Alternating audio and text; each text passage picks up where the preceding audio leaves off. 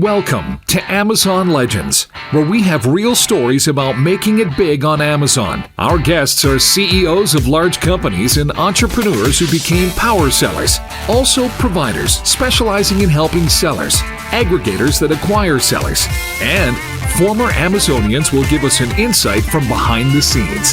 Here is your host, Nick Urison.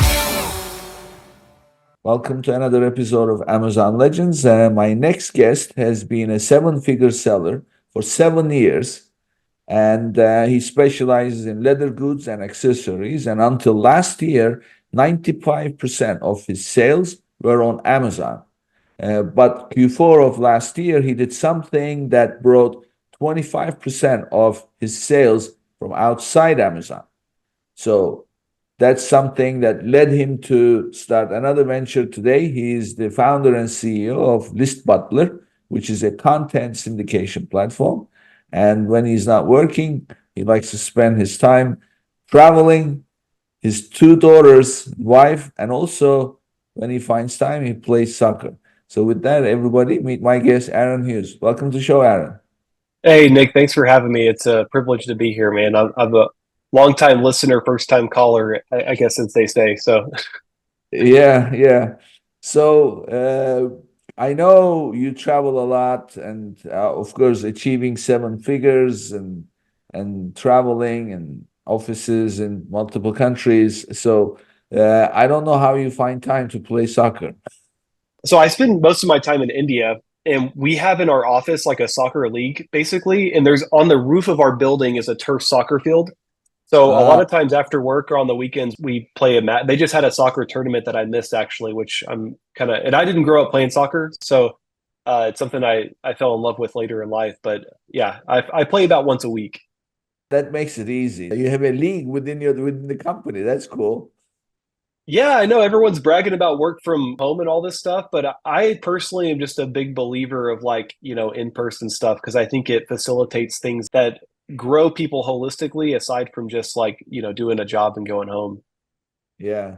No, I mean, me too. I mean, frankly, this COVID situation upset everything. And, looking back, those old days where you went to the office, there's the social aspect of it, right? So you keep in touch. I Yeah. mean, you saw your colleagues more than you saw your spouse, your girlfriend, boyfriend, whatever. I myself miss that more. Yeah. And there's a new study that just came out where I think it's over half of the adults in America are experiencing like chronic loneliness. So not just loneliness, but like chronic, which is like all the time. And it's the same as smoking. I think it was like 13 or 15 cigarettes a day in terms of like what it does to your body. So, I think we're made to be with people. Like we're not made to be in isolation. So, I understand the goodness of work from home and what it can do and save gas and all this stuff. But I think there's a whole flip side of that conversation. It's not a simple answer, in my opinion. Yeah, it's true. And, I tell you something else.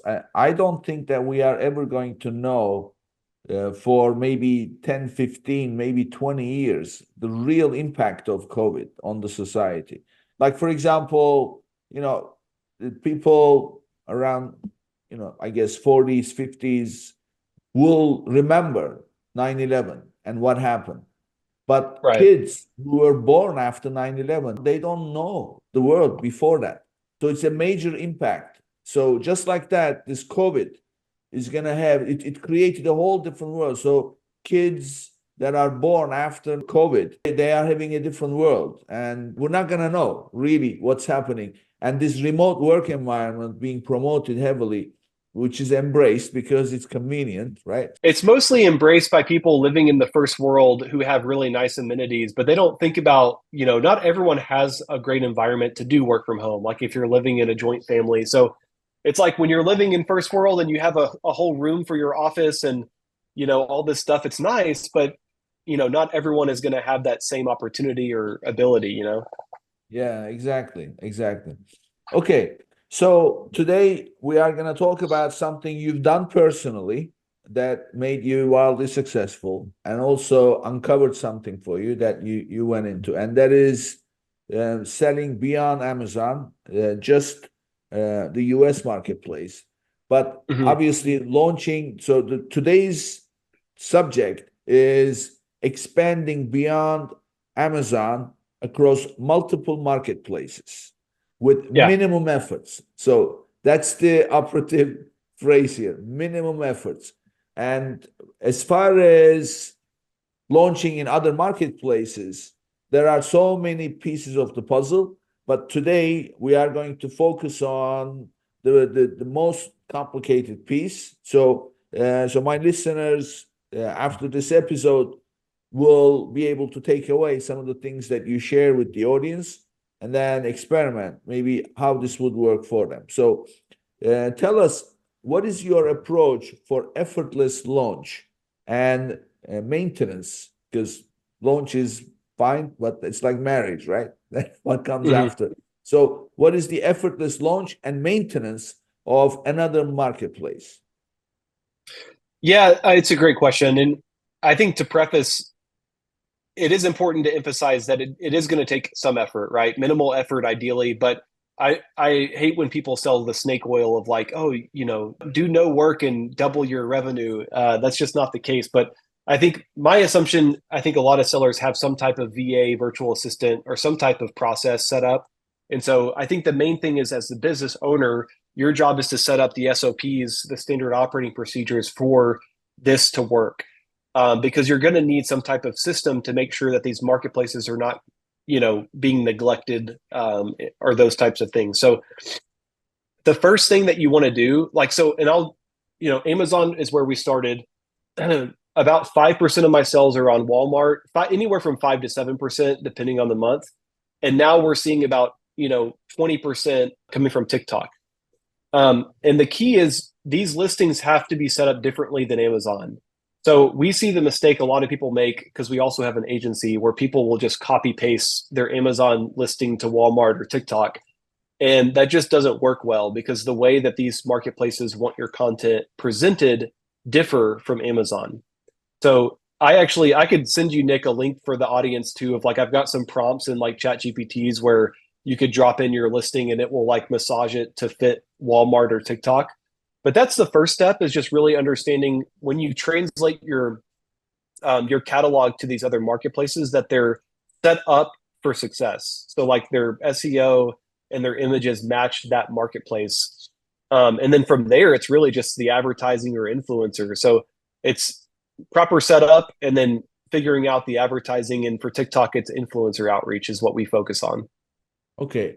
So what I'm hearing from you is really the key is the content. So what I want to do in this episode with you is dissect that content. What is the best way to adapt that content to different marketplace based on where you want to sell, which marketplace you want to sell on. So content is made up of several pieces. First of all, you got your title, right? So title is the most important.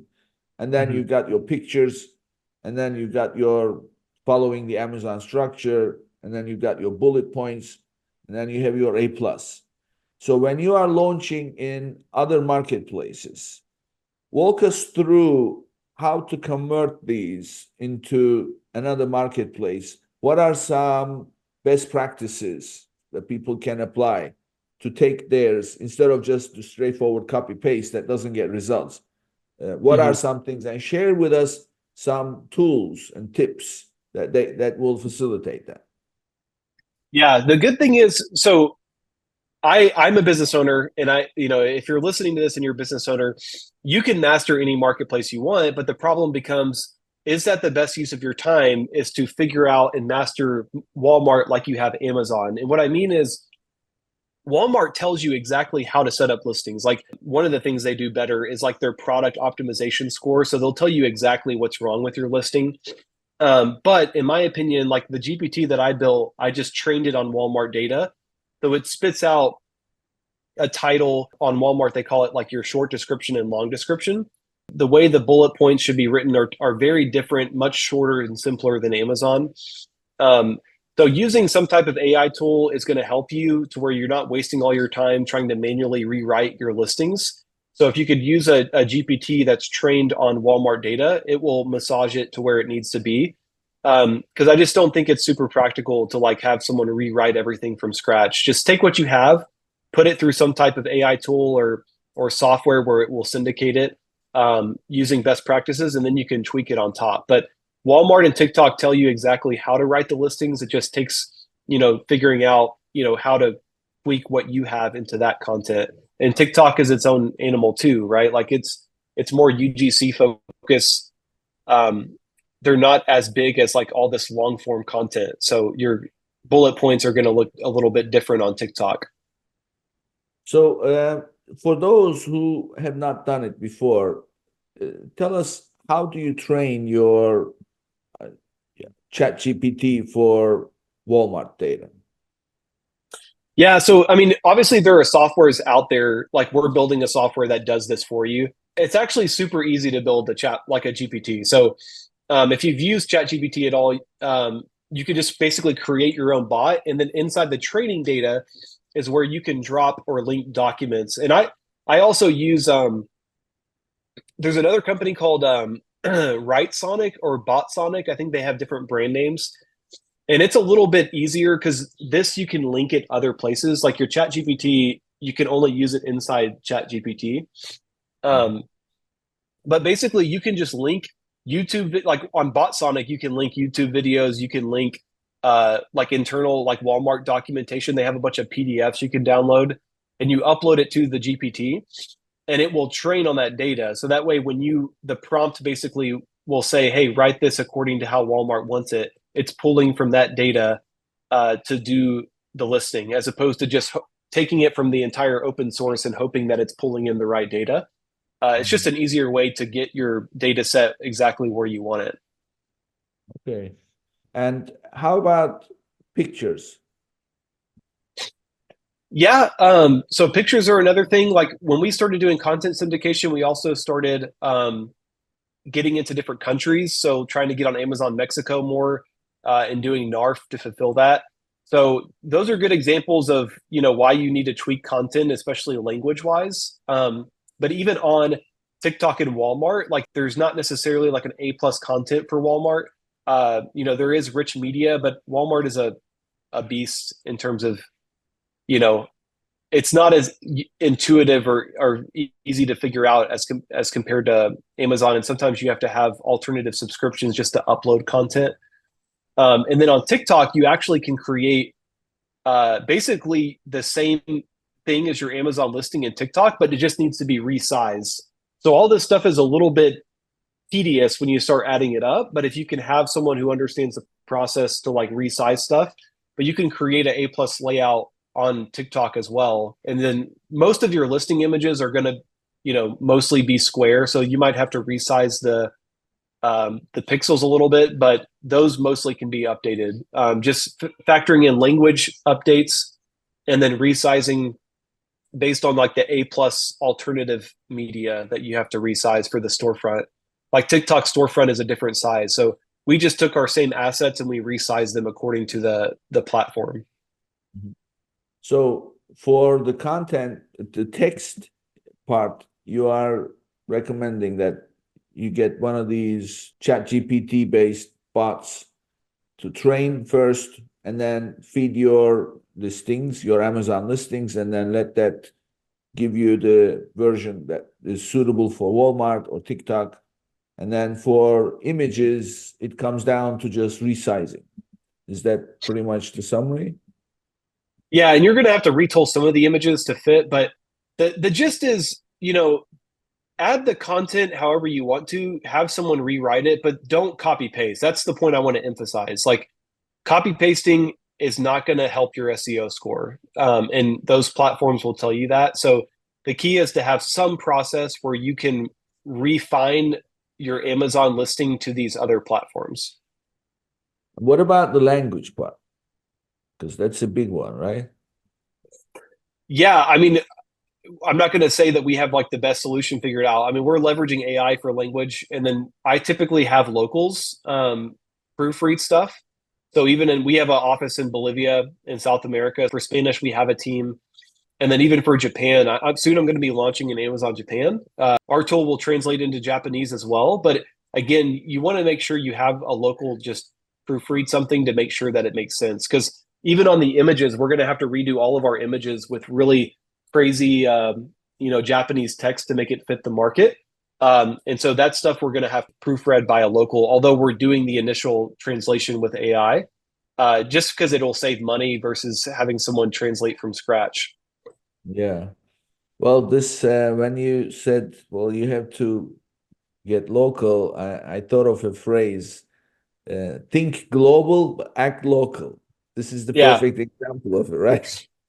Yeah. Yeah. I went to Gary Huang's Okinawa Japan conference too, and there was a lot of good presentations on it's like I could sell a similar product, but the marketing has to be totally different. I actually tried Japan years ago, and it was like I didn't honestly. I tried it with a one cheek effort, but it failed miserably because I just didn't really localize any of my content to fit the platform. Mhm. So the formula is for the text, I mean, really for all your content, text and pictures, you have to get local advice from people that who understand the market language, and of course, anything that you, even the colors can be offensive in some places, right? Right. Yeah, absolutely. So how about video? Yeah. So, and there's actually a lot of cool. So, what we're doing, my biggest problem was always getting content created. And before TikTok Shop, I felt like, we have a studio where we do basic like 360 videos, but really UGC, user generated content, is what sells these days. And before TikTok Shop, people wanted like $500 minimum just to do a collaboration. And you had no idea like what was going to happen with that. So the beautiful thing of TikTok Shop, as long as your products are relatively inexpensive, like if you're selling like $200-300 items, it's going to be harder to give away free samples. But influencers want samples because they're going to get the commissions from those posts that they're going to make. That's how TikTok works. You can do ads, but we've found a lot more success on the organic side of partnering with collaborators. And then once we get their permission, so in the beginning we kind of ask for their permission, like, can we repost this video? And then we can repurpose those videos for other platforms. We've created Amazon video ads using some of these testimonial videos. And so we're just collecting a treasure trove of UGC videos for my brands and repurposing that for other platforms, because the testimonials just work a lot better, even if the videos are crappy. And, we had one product that might sell, 1 to 2 units a day on Amazon. It's a pretty niche item. And then we had a video go viral on TikTok that was a horrible video. It didn't even show my product. It was just some guy showing his truck and it linked to my product. And we had 1 million views like over a week's time, and sold out like in a few days of that product. So, TikTok is a little hard to explain because it's not like you can dial something in and exactly get the same results every time. But I think that's why everyone is moving to TikTok, is to try to get that lightning in a bottle and try to, build more momentum on that side. Yeah. It sounds like you have to get as many UGC pieces as possible and then see which one sticks. Yeah, and that's why, it's best to use like our VAs do the outreach, because I'm not going to sit there and message like 20 or 30 people a day. Um, and now so many people are hopping on the platform, it's hard to get influencers to reply back, has been the problem. Because there's also bots flooding the platform trying to message like hundreds of people a day. But yeah, influencer outreach is the name of the game. So getting your samples in the hands of people that fit your customer profile, and then yeah, then making good content with it. So these influencers, I'm assuming they are marketplace specific, right? So some people are strong with YouTube, some people are strong with TikTok or Instagram. What is your experience working with influencers? So, I mean, our primary focus has been TikTok shop influencers. I've not had a ton of success personally trying to do stuff with like YouTubers and whatnot. Again, I'm not claiming that that's the way. I'm just from my own experience. And so our main thing is making sure we're picking the right person. Like, for example, I sell a police related item that like people who are in the police or people whose like, dad or husband or wife are in the police would buy this product. And so the way we do it is like TikTok has got a collaboration portal where you can find influencers, or you just go on TikTok and type police in, and then you can find a bunch of videos and profiles where people talk about, funny videos or whatever with police, and we message people that way. So that's the best way, is just to make sure you're really refining in, the type of profile is they're posting content that's relevant for your product. And then we just reach out with a very simple, like, hey, I'm a small family business. We'd love to collaborate. We love your profile. Can we send you a few items? And then they'll typically select, what samples they want. Okay. And obviously, the commission comes from TikTok. You don't have to pay them anything, right? Yeah, exactly. So before, it used to be, most people demanded 500 to $1,000 up front. TikTok, it's all done through the portal. So you select what commission rate you want to set. So I did 15% because I'm already paying Amazon 15% anyway. And TikTok takes 6%. I did a slideshow on this, but my profit margin on TikTok is typically at least 3 percentage points better. And the only reason it's not more is because I'm using Amazon manual or MCF orders to fulfill, which typically are higher rates than I could get elsewhere. But because I live overseas, that's my only option. So if I had a better shipping option, my net profit on TikTok would be at least 8 to 9 percentage points better than Amazon. But yeah, we set it at 15%. So when that influencer adds that product to their shop and post about it, every sale they get, they're getting 15% of that order from TikTok. Okay. Do you leverage UGC for your Amazon sales? Yeah, so I've not done a ton with the Amazon's creator collaboration portal, but like I said, we do take the TikTok content and repurpose it for Amazon. I know there are a lot of people out there that really push the TikTok to Amazon hard, because obviously that will affect your Amazon rank.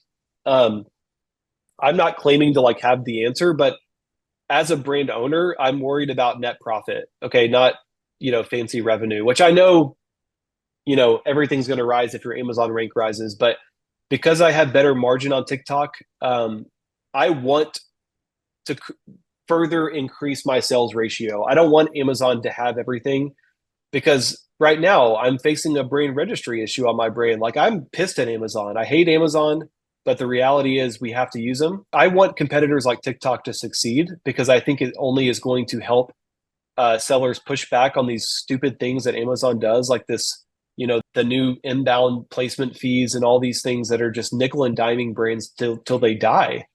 So that's my strategy. I'm not claiming that it's the way, but if I have a chance to sell off of Amazon, I'm going to take it. I'm not sending traffic back to Amazon so that Jeff Bezos can continue to take all of my money.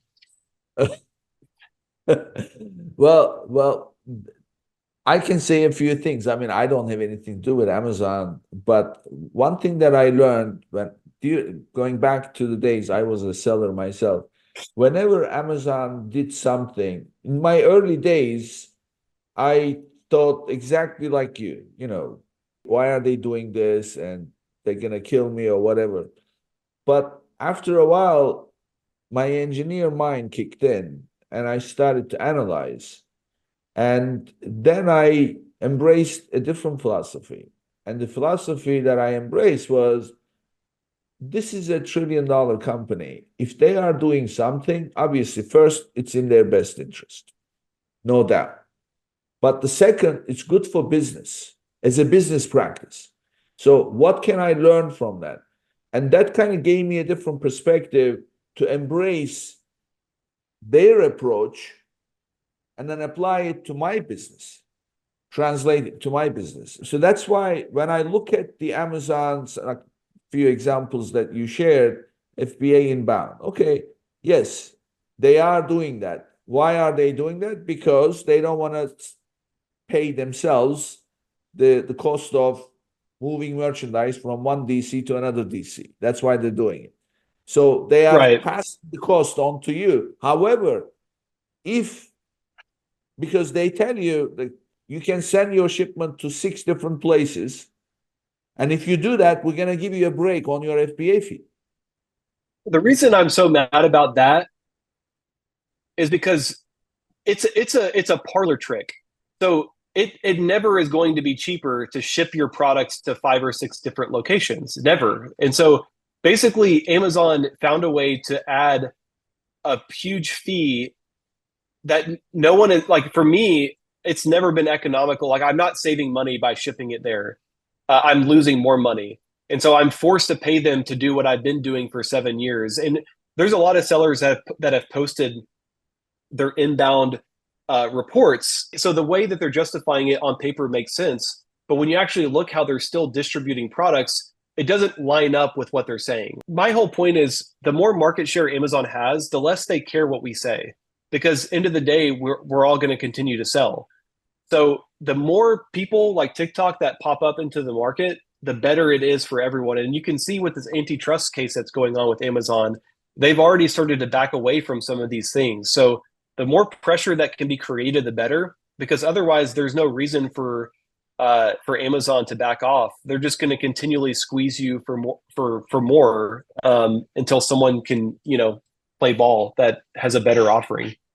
Yeah. I mean, obviously, it's the best way to reduce their role is competition. So TikTok is bringing that, Walmart is bringing that, and I mean, they 60+% market share in online sales. Obviously, it gives them a lot of power.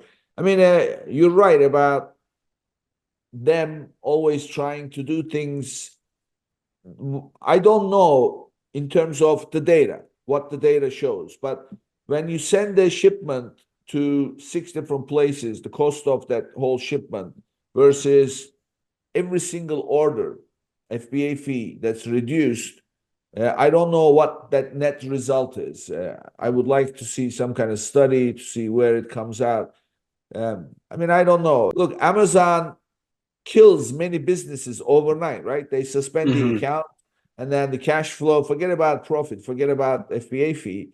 There is no cash flow, there's no business. And that happens all the time. That was my other point of why I'm selling on TikTok, was because I'm facing a situation right now where my brand registry somehow got delinked. Like, it's still there, but I can't file IP infringements, and I've got Chinese hijackers on my listings, and I can't really do much about it. There was a hijacker SOP that I got from, Brandon Young's group that used to work really well. So I started messaging these people, like, hey, you're not allowed to sell this ASIN. If you don't take it down within 24 hours, I'm going to buy these units and then I'm going to report you. Amazon now flagged my account to where they said I'm liable to get suspended for sending those messages. So I'm like, first of all, you've got clear, like, dummy accounts that are obviously bots. The business name is like Ying Jing Song Jing Zhong Zhong Zhong, like 25 characters. They have no seller feedback. If they do, there's like negative feedback. And somehow they're winning the buy box because they just, they don't have my product. And now Amazon is threatening me that I'm doing something wrong and going to shut my account down. And so it's stuff like this that is super maddening for me, and like why I'm trying to expand my sales ratio. And I think if all your eggs are in the Amazon basket, for 7 years, I've been selling without a problem, but you just never know. Tomorrow I could wake up and they could suspend me. And it's like, if you're, my business, like my living and livelihood is on this. So I think it's something that you want to try to make sure you're mitigating as best you can. Yeah. So, I mean, this is exactly like going back. You have Windows-based PCs, and Mac started to take market share. And then, of course, Windows 95+% market share. They are the monopoly, and that's why the government came after them. But the point is, all the business applications, everything is based on Windows. So what happened? All the viruses and all the malware and everything else was all for Windows, and all the Mac users were just bragging about the fact that, oh, we never have these problems. Well, you never have these problems because you are such a small, tiny user base. Nobody's going to care about it. So that's what's happening. So TikTok today or Walmart may look attractive to you because they don't have these problems. But wait until they also grow a little bit. They're going to have the same situations. For starters, the two things that every company, I mean, look at you. You are telling me here, we are both small business owners and we are looking to increase efficiency so that we can save money, right? So you say, Mhm. well, use AI bots. Okay. Well, what do you think Amazon is doing? So, Right. number one, automation and now AI, plus coupled with protection against liability. What do you think they're going to Mhm. do? So, I mean, I'm not defending Amazon here, but as they say, you have to walk in the other person's shoes. And as a large company that has such a large market share, that gives them responsibility. So, I've had several Amazonians on my podcast, and they all say the same thing. What you have to do is get inside the mind of Amazon. What is it that they are trying to do? And and they walk you through the principles in terms of how Amazon operates. And all those principles are based on best customer experience. And in the process, use every tool possible. And of course, that best customer experience, a loaded term, it has liability protection, it has this, that, the other. So that's Mhm. what's happening. Like, for example, I had 10 years at Amazon running one of their categories. Melissa is her name. Today she runs a large company.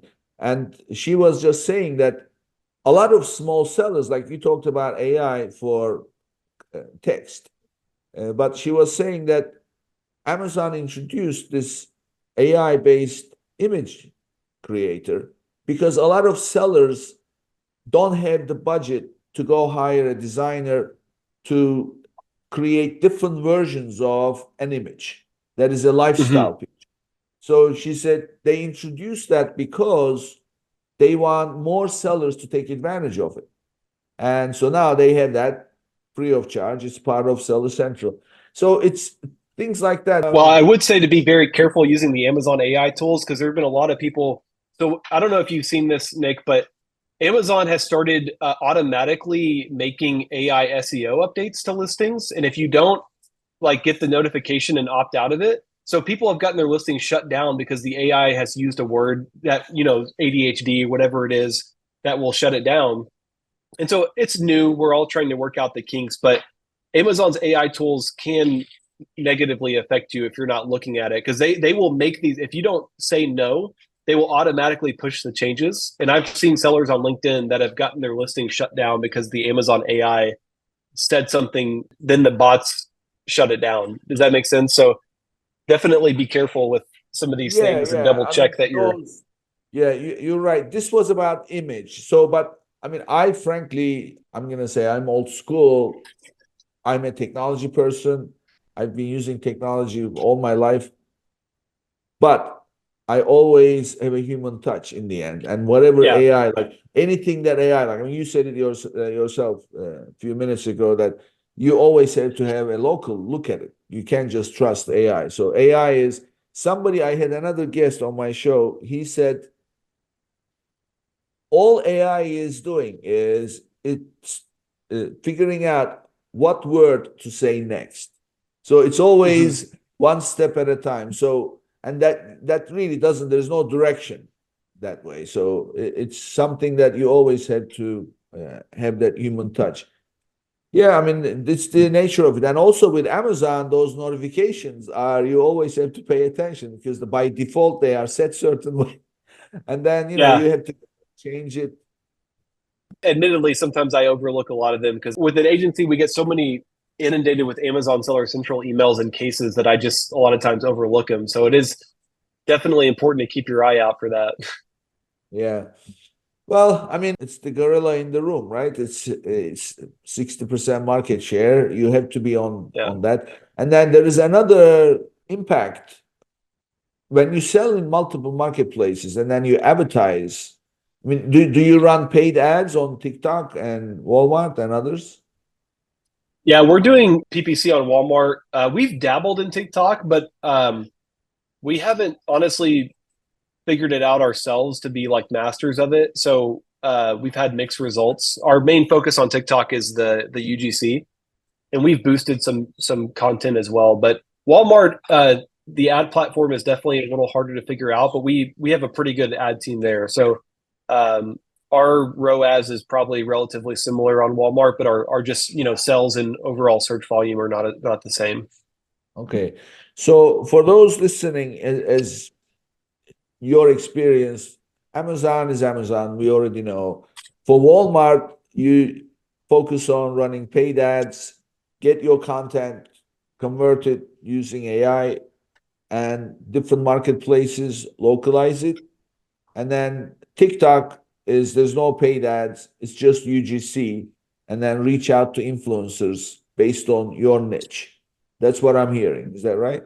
Yeah, I mean TikTok you can do paid ads for sure, and then Walmart it's like there's not as many types of advertising that you can do versus Amazon.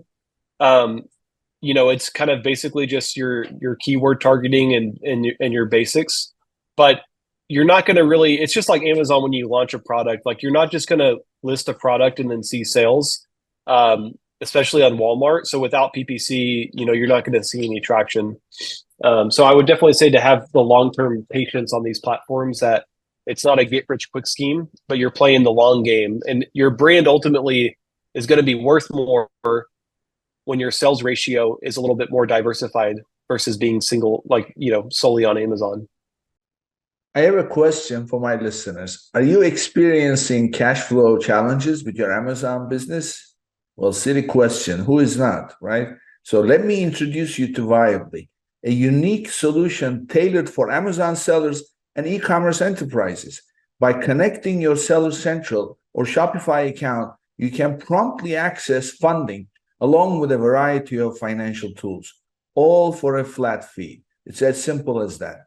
And for my listeners, they are offering an extra $1,500 in funding for eligible applications. Start your quick and easy application today at runviably.com/legends. And that's runviably.com/legends.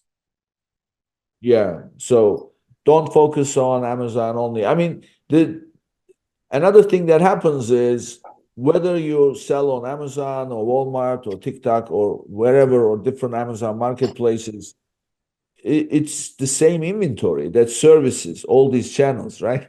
Yeah. And there's only so much inventory. So, and if you do something right, and you can't do everything right in every marketplace, so you have to have some kind of focus, and you automatically gravitate towards the one that has the most market share, and that's Amazon.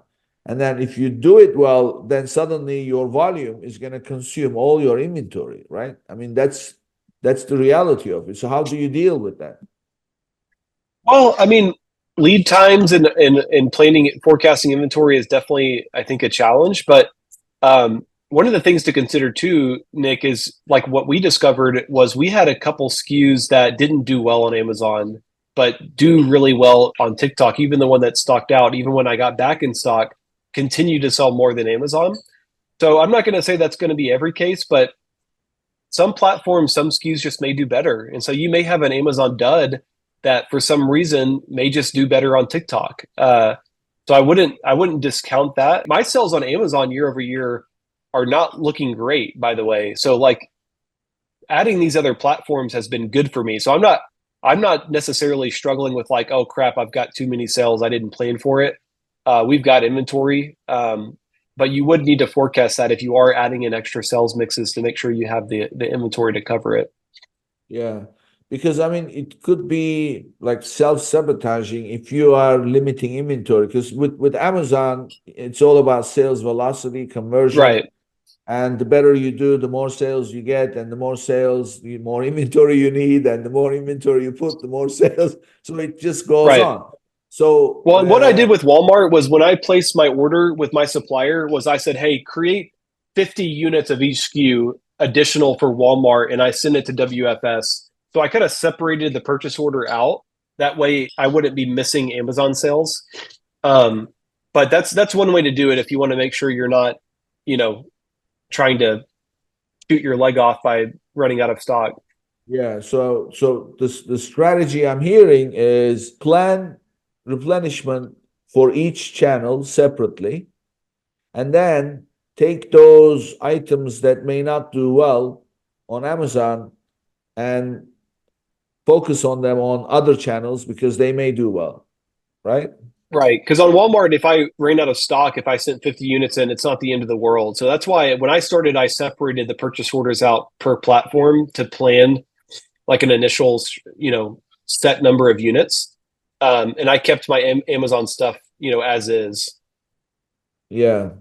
Yeah, I mean, that will make sense. I mean, splitting the purchase orders is one thing, but obviously you have to have the right kind of calculations in order to Yeah. project. Give us your approach on figuring out, projecting what each channel is going to sell. How do you do that?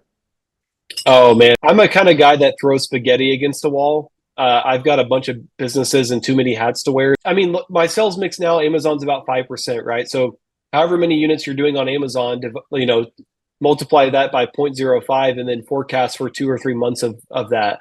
So, you know, end of the day, some of this is more of a gut feeling. I'm not as scientific as I should be, but that's the way I would do it. I would just start with a low risk 50 units, whatever it is, and then just see how it goes. Like I said, if you stock out, it's not the end of the world. You just send more. You're mainly just trying to test the concept. So you don't want to send 1,000 units to Walmart and realize you're selling like 30 units a month because then you just shot yourself in the foot. Yeah, So anytime I'm trying a new marketplace, I try to start with a low risk and low barrier to entry. yeah. So another thing that I'll ask you before we wrap up the business talk is you mentioned that you use AI to convert your content, but always ask for local help. So how do you find these local people in these local marketplaces? I probably will be a different case than most. So networking is like one of my uh, love languages. Like the quote, like your network is your net worth. Um, I've got like friends in I don't want to say most countries, all over the globe, and so even if I don't have a friend in a country, I can ask someone who probably knows someone. So, like in Japan, I actually have an American friend of mine who lives in Tokyo. Well, and Gary lives in Tokyo too. But I just asked him, "Hey, do you have any friends that like need to earn some extra cash?" And so he had three names for me within like a day. Um, so networking is the key in life, in my opinion. And like I said, we've got a South America team, so Spanish it covers a lot of those countries. Um, but you probably know someone who knows someone in a country. It's like that. I forgot the name. It's like the multiplier effect, like the five connections. You're within five connections of anyone in the world. Six degrees of separation. Yeah, yeah. So I'm a believer in that for sure. Yeah, I mean, it's true. I tell you where you see the evidence of that every day. It's LinkedIn, right? Yeah, exactly.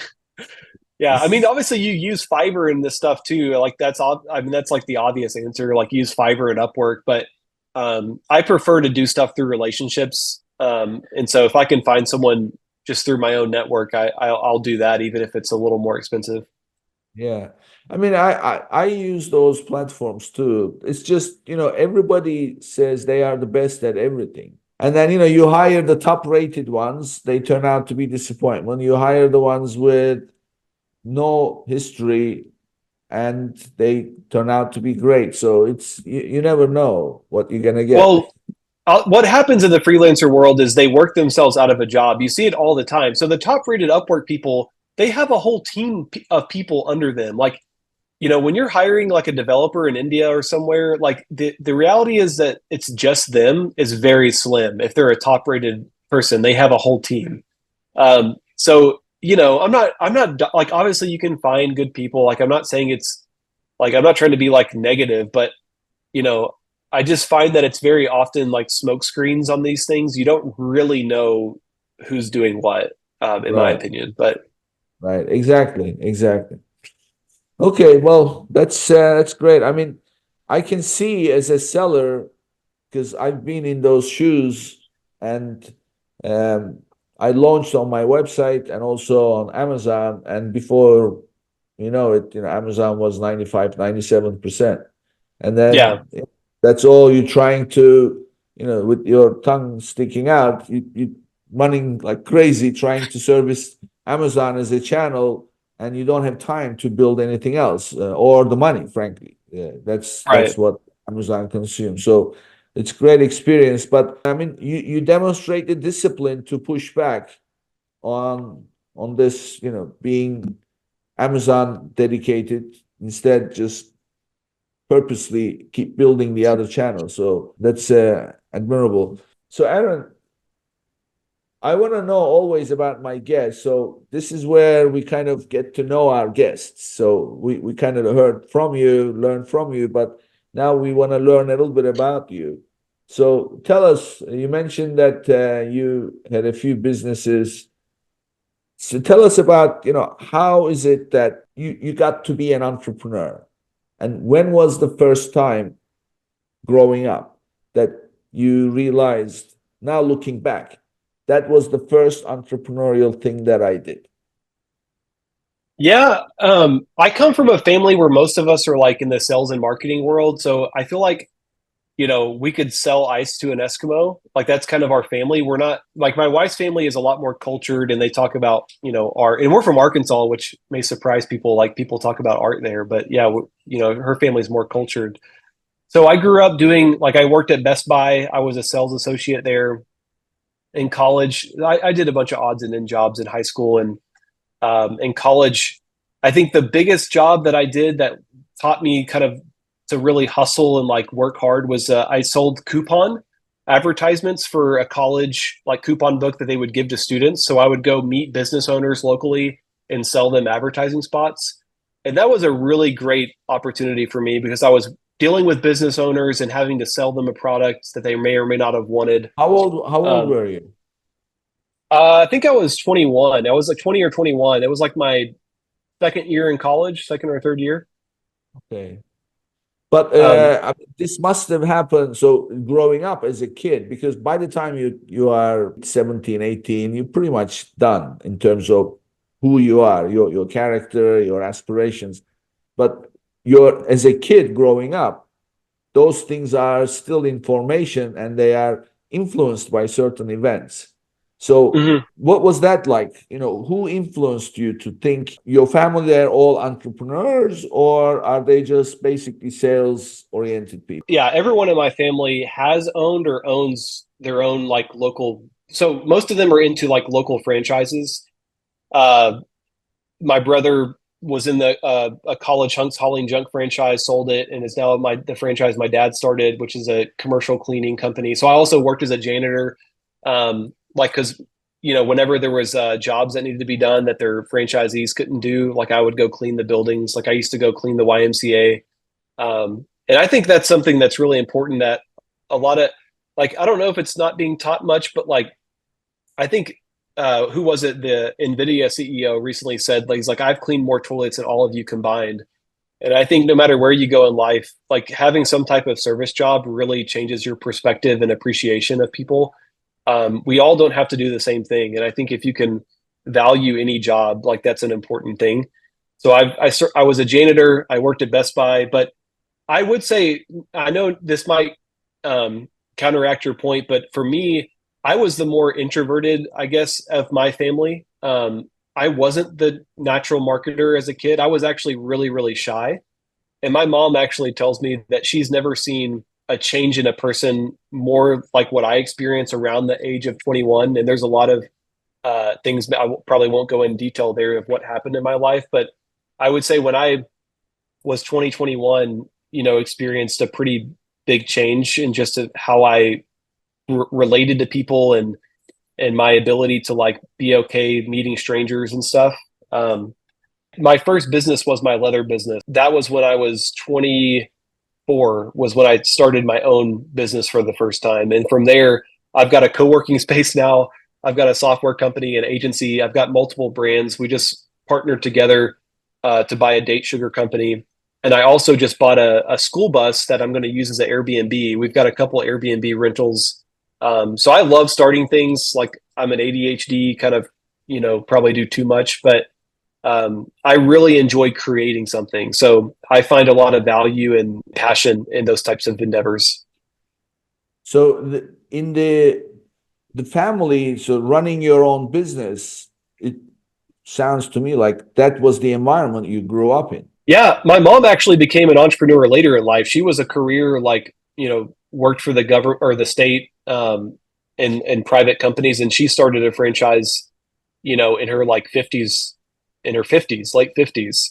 Um, but I did grow up. My dad worked for a while for a company, and then he risked everything to start his own company.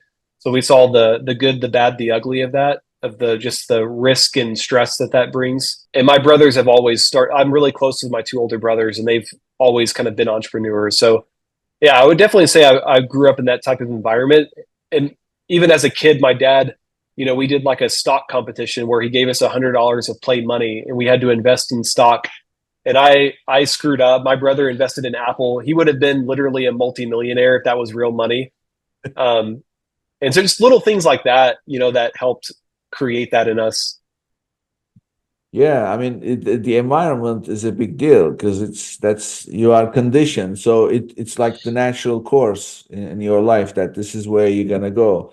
But what I'm also hearing is so your transformation at the age of 21 or so, what caused that transformation? Can you pinpoint? Well, transparently, I became a Christian. Like I grew up in a Christian home, but I would say my whole life I worried about what everyone else thought, and it made me very insecure. And so something like, it was a spiritual encounter. And so it totally changed my life and how I view like, what people think of me. And it just made me a lot more extroverted, and just how I relate to people. So it's probably a little bit different for me than most people, but that's kind of what happened, I guess, in my life. Well, I mean, this is something that I've heard before, and something always happens. And what was the event that led to that? So, what opened your eyes? I mean, for me, I grew up in Arkansas, which is like the Bible Belt, and so everyone was a Christian or quote unquote. But I think the unfortunate thing is like it's a lot of you see a lot of bad examples of it. So I actually had a good friend of mine in my fraternity that was a good example of it. And for like a year, we just built a really good relationship. And I was like, crap, like I'm a hypocrite. I'm a huge hypocrite. And it just changed my perspective of just seeing his life. Like I was tired of being fake. I was tired. And that's the problem with the online digital marketing space is it's full of people. We're just pretending to be something more than we are. And, it was just refreshing to see someone who was authentic. And like, that's what I want to be as a business owner with our employees and our customers is, I'm not trying to sell snake oil. Like, we want to be authentic and just be genuine people who care about like, as business owners, we have a unique opportunity. Like we create an ecosystem and, we've got employees who, talk to me about when they go home, their family asks them, "Oh, what did Aaron do today?" Like, because in India, it's not common to like be friends with a foreigner, and so I've got 80 employees. But then think about all their family and extended family. You're talking multiple hundreds of people that you know look at your life, and so for me, I want to live a life that uh, does good, that brings good to people, and not just creates money and screws people over. Does that make sense? So that's kind of my mission statement. Well, I mean, listen, this is the meaning of life. It's making an impact, right? So that's what Yeah. you are doing.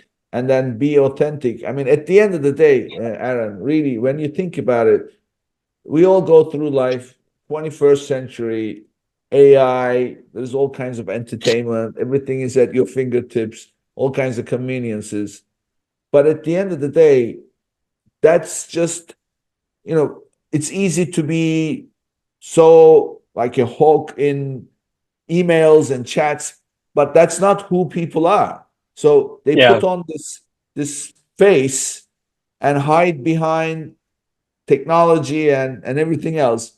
But it's very simple. The way you put it, be who you are and try to make an impact because you're not living Hmm. alone at the end of the day. And we all have a responsibility because we're not living in isolation. So every day you get up in the morning, you're touching somebody and make sure that that is something that is doing good so that you leave your mark in a positive way. So Hmm. it's admirable the way you're doing it. And this friend of yours, I'm sure you're still in relationship, right?